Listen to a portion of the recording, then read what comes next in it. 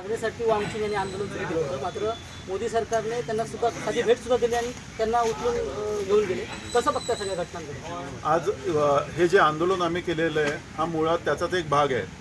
आज 20 जुलै रोजी दिल्लीत संपूर्ण विद्यार्थी संसदेवर जाणार आहेत मोर्चाने. सोनम वांगचुक यांना ज्या अन्यायकारक पद्धतीने अटक करण्यात आली आणि ज्या बळजबरीने त्यांना उचलून हॉस्पिटलमध्ये नेण्यात आलं, जे शांततेच्या मार्गाने आंदोलन करत होते त्या अभिजित दिपकेंवर हल्ला करण्यात आला आणि या सर्व याच्यात भाजपचे RSSचे कार्यकर्ते सामील आहेत हे सुद्धा पुढे आलेलं आहे.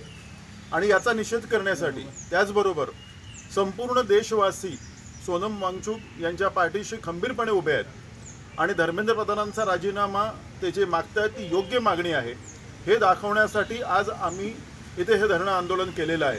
त्याचबरोबर इथे आम्हाला अजून एक मुद्दा सांगायचा आहे की कालच एवढं प्रकरणं, नीटचे पेपर फुटलेले आहेत, CETचे सर्व काही पेपर फुटीवरून देशात एवढा मोठा गदारोळ माजू नये. काल परीक्षा झाल्यानंतर जो निकाल बाहेर आला त्याच्यात सुद्धा महाराष्ट्रात आत्तापर्यंत तरी 5 ते 6 प्रकरणं अशी उघडकीला आलेली आहेत की प्रत्यक्षात त्या विद्यार्थ्यांना मार्क जास्ती मिळालेले आहेत आणि रेकॉर्डवर कमी आलेले आहेत.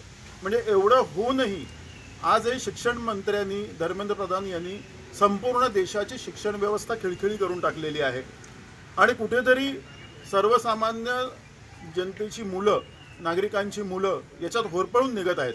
या सर्वांना पाठिंबा देण्यासाठी आज आम्ही हे धरणं आंदोलन केलेलं आहे. आमचा सोनम वांगचुक यांच्या आंदोलनाला, त्यांच्या पाठीशी आम्ही खंबीरपणे उभे आहोत हे दाखवण्यासाठी आज हे प्रतिकात्मक धरणे आंदोलन आम्ही इथे सुरू केलेलं आहे. यापूर्वी अण्णा हजारेंनी सुद्धा जंतर मंतर आंदोलन केलं होतं, मात्र त्यावेळेला दखल घेतली गेली होती. ह्या वेळेला मात्र केंद्र सरकारचा कोणी प्रतिनिधी त्यांना भेटसुद्धा दिली नाही आणि दाबण्याचा प्रयत्न झाल्याचं बोललं जाते. कसं बघताय सगळ्या घटनांकडे? याचं कारण असं आहे की अण्णा हजारे हे मुळात RSSचेच कार्यकर्ते आहेत आणि अण्णा हजारे यांचं जे आंदोलन होतं ते भाजप पुरस्कृत आंदोलन होतं हे सर्वसामान्य लोकांना नंतर कळून चुकलेलं आहे.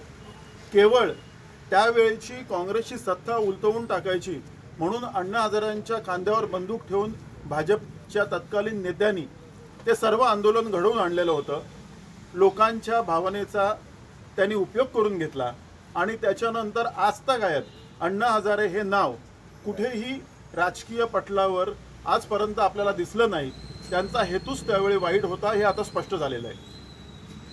आणि अभिजित दिपके यांनी जे शांततापूर्वक आंदोलन विद्यार्थ्यांच्या हक्कासाठी चालू ठेवलेलं होतं त्याला कुठेतरी केंद्र सरकारकडून दडपण्याचा प्रयत्न चाललेला आहे आणि त्या आंदोलनाला आमच्या सर्व लोकांचा इथला पाठिंबा आहे हे दर्शवण्यासाठी आम्ही आज एकत्र आलेलो आहोत. कुठल्याही भारत देशातल्या नागरिकाला मूलभूत अधिकार आहेत की आपला आवाज सरकारपर्यंत पोहोचवणं, आपलं जे काही म्हणणं आहे ते सरकारपर्यंत पोहोचवणं. परंतु आजचं केंद्र सरकार हे मागलेलं सरकार आहे, ते विरोधकांचा आवाज दाबण्याचा प्रयत्न करत आहे. काल जे सोनम वांगचुक यांना त्या ठिकाणी आंदोलन स्थळावरून जे चादरीमध्ये लपेटून घेऊन गेले या गोष्टीचा निषेध आहे. कुठेतरी सरकारने विरोधकांचा आवाज ऐकण्याची गरज आहे. ती लोकशाही जिवंत जर राहिली पाहिजे, ही घटनेचा अधिकार लोकांचा जर जिवंत राहिला पाहिजे तर ह्या विरोधकांचा आवाज सरकारने ऐकला पाहिजे.